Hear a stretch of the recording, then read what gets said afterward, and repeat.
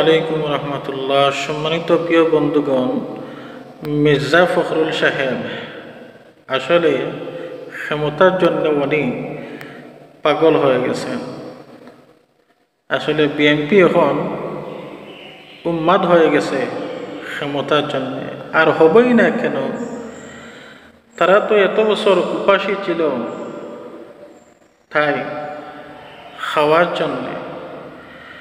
সম্মানিত প্রিয় বন্ধুগণ, মির্জা ফখরুল সাহেব তিনি এখন বলছেন যে আওয়ামী লীগকে চিন্তা করার কোনো কারণ নেই, নৌকার পাশে দানের শীষ আছে। তার মানে এই কথায় প্রমাণিত হয়ে যায় যে আওয়ামী লীগ বিএনপি একই। তা এটা কোনো নতুন তথ্য বা নতুন কোনো অবাক করা বিষয় নয়। সম্মানিত প্রিয় বন্ধুগণ, দেখেন নৌকা দানের শীষ, আসলে এরার চাল এক, এরার উদ্দেশ্য এক, কিন্তু দল হচ্ছে দুটো, জার্জির দল দুটো, পাট পাট, কিন্তু এদের চাল এদের উদ্দেশ্য একই, কোনো বেশ কম নয়। সম্মানিত প্রিয় বন্ধুগণ, দেখেন আমাদের এই বাঙালি জাতি কিন্তু ভালো নয়। আমাদের এই সমাজ বর্তমান এই বাঙালি জাতি এরা বোকা, তাই এই চুররা বারবার ক্ষমতায় আসে এবং ধোঁকা দিয়ে চলে যায়।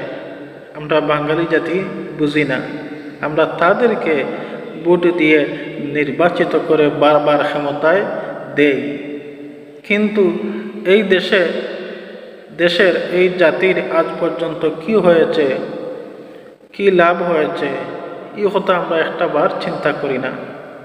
সম্মানিত প্রিয় বন্ধুগণ, দেখেন দেশ স্বাধীনের পর থেকেই আওয়ামী লীগ বিএনপি জাতীয় পার্টি বারবার ক্ষমতায় আসতেছে। আওয়ামী লীগ বিএনপি বারবার ক্ষমতায় পারাপারি করে আসতেছে। একদল ক্ষমতাতে বসে আবার কিছু পুঞ্জি পাঞ্জি করে বিদেশে চলে যায়, কতদিন বসে বসে খায়, তো আবার টাকা যখন ফুরিয়ে যায় 10 বছর 15 বছর বাদে আবার আসে, নির্বাচনে যোগ দেয়, ফিরে আসে, নির্বাচনে যোগ দেয়, আবার পুঞ্জিবাঞ্জি করে বিদেশে চলে যায়, খায়। তেমনিভাবে এই দেশ চলতে আসে। দেশ স্বাধীনের পর থেকে চোরদের পেট ভরতেছে, কিন্তু এই দেশের এই জনগণের কি হয়েছে? কিছুই নয়, কিছুই নয়। কিন্তু এই কথা আমরা একটাবার চিন্তা করি না। যদি আমরা নিজেদের কথা ভাবতাম, এই দেশের কথা ভাবতাম, তাহলে আমরা এই চোরদেরকে বারবার ক্ষমতায় দিতাম না। সম্মানিত প্রিয় দর্শক মণ্ডলী, আর তারা চুরি কেনই বা করবে? তারা চুরি করবে না কেন? দেখেন বিএনপির কি আছে? কিছুই নয়।